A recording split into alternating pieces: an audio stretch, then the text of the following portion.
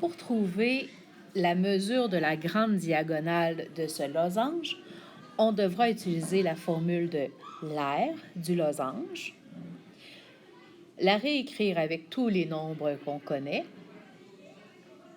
et faire des calculs algébriques. Je propose ici de diviser par le coefficient, par le nombre qui vient multiplier le d. Je vous propose donc de diviser par 4,7 sur 2 de chaque côté. On obtient de cette façon-là que la grande diagonale mesure 9 décimètres. Il nous reste maintenant 3 exemples.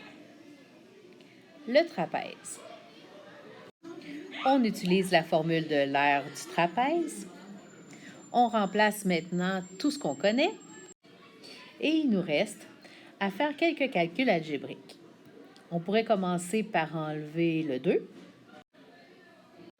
Ensuite, on pourrait diviser par 10 de chaque côté pour enlever notre fois 10.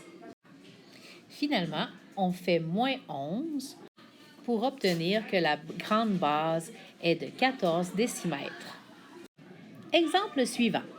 On nous demande le périmètre alors que l'information qu'on a au départ, c'est l'aire.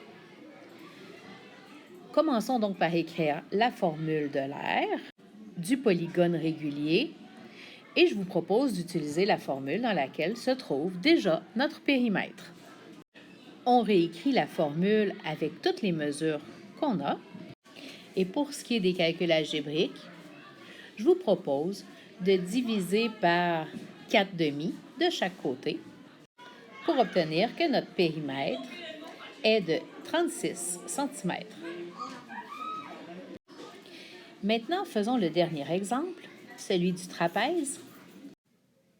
On a comme information que son périmètre est de 5,41 décimètres et je remarque que toutes les mesures ne sont pas en décimètres. On va donc commencer par changer les mesures. Tout d'abord, quand on passe de centimètres à décimètres, on divise par 10 et je vais diviser par 100 pour les millimètres. Et avec cette nouvelle information, on pourra calculer la mesure du côté manquant. En effet, le périmètre est égal à la somme des côtés. Donc, notre périmètre, qui est de 5,41, sera égal à 1,9 plus 1,12 plus 1,52, sans oublier la valeur qu'on ignore. Si on simplifie un peu cette longue somme-là, on obtient que 5,41 est égal à 4,54 plus x. Quelques petits calculs algébriques nous permettent de trouver la valeur de x.